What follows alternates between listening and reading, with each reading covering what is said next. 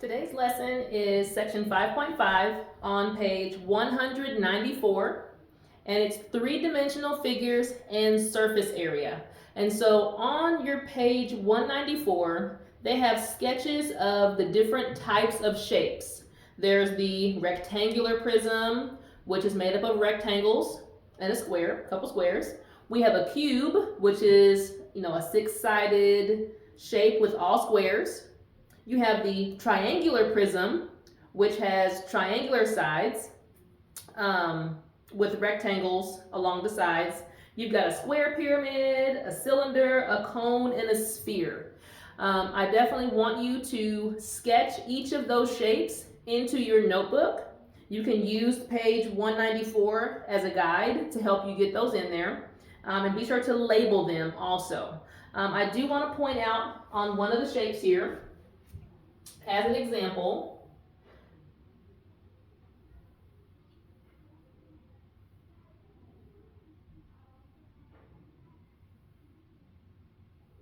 okay, so this is like a rectangular prism, and if you were to look inside the shape,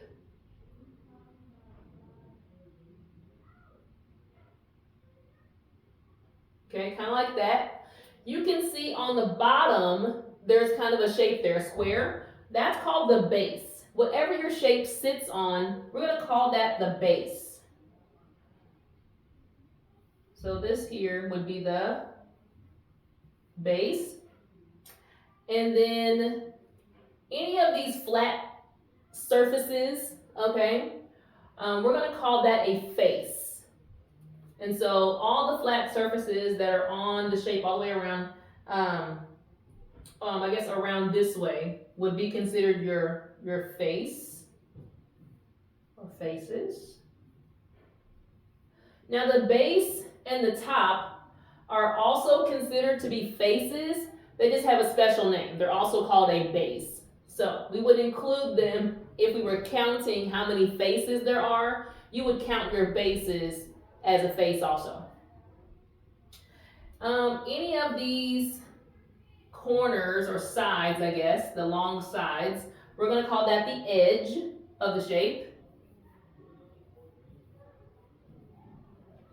And then the corners themselves, all these little corners, the little pointy corners, those are vertexes. All right, when we talk about surface area, we're talking about the space that it would take to cover the outside edge of a shape. Think about wrapping a present, that the wrapping paper is going to cover the outside edges, all the faces of your shape, and that will represent the surface area. The amount of paper, the area of paper to cover it would be the surface area. To find the surface area of a shape, you're going to find the area of each individual face on your shape. So for this, I see a rectangle. I would need the area of this rectangle plus the area of the rectangle on the side, the rectangle on the back, and the other side, the square on the bottom and square on the top. So to find the surface area, it's really a combination of multiple areas. All right. So for example, the surface area of a rectangular prism.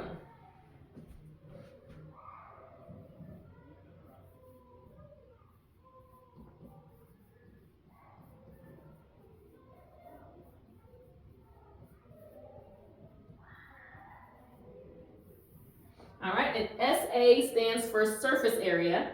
And we could say that the surface area is going to be equal to 2 of your length times width, because you're going to have 2, the front and the back, that are the same, plus 2 of your width times height. Okay, that'd be the other sides. And then plus 2 of your length times your height. Okay, so that you have all 6 faces of the rectangular prism. And you would add all those together, and that would give you the surface area. Now, on your shape, depending on which direction your shape is sitting, your length and width and height should be labeled, okay? They would give you those. So for example,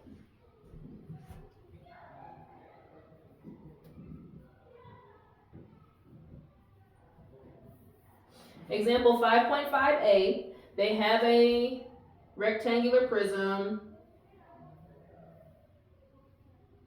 kind of like this. And they got the height is 6 inches. This little width right here is 4 inches. And this length is 8 inches.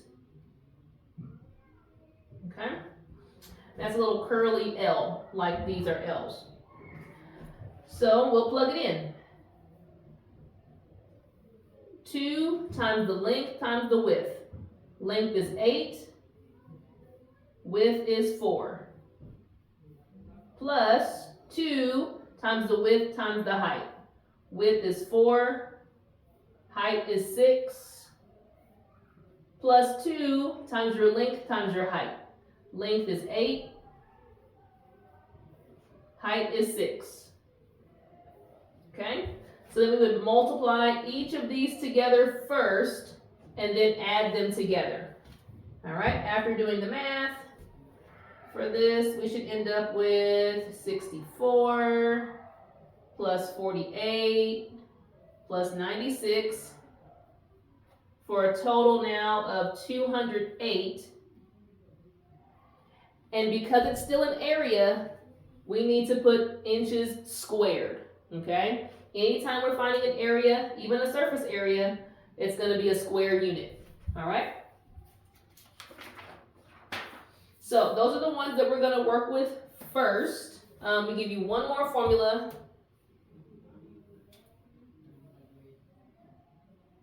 Similar to our rectangular prism, if we have a square or a cube where all the sides are equal, the surface area of a cube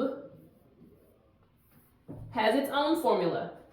Well, the surface area is going to equal the area of one of those square faces, but then there are 6 of them. So it'll be 6 times whatever the length of one of the edges is squared, okay? So if we imagine this to be a cube, right? All of these edges would be the same size. They'd be exactly the same length, okay? So I just need to know one of them. I would square it and then multiply it by 6. Let me see if they have an example of that.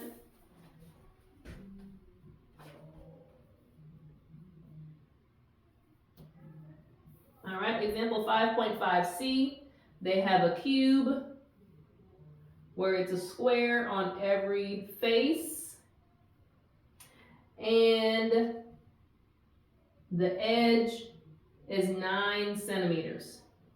So according to our formula, it's going to be 6 times our edge squared. And according to our order, PEMDAS, we know we're going to square first, do our exponent, and then multiply. Okay, so 9 times 9, 81. Then we'll take 81 times 6, and we'll get an answer of 486 centimeters squared. Okay, now they do have what they refer to as the lateral surface area, and the lateral area is a little different.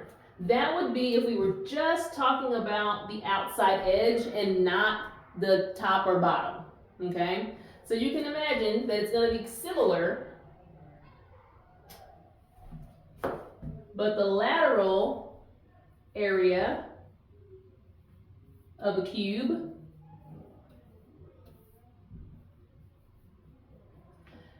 instead of needing all 6 of those faces, we only need 4.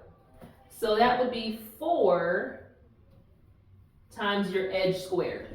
So just be careful. When you're looking at a question, do they want the surface area of your cube or do they want the lateral area of the cube? If it's surface area, it'll be times 6. Lateral area, just times 4. All right, we'll pause there and we'll continue with the rest of this lesson in a later video.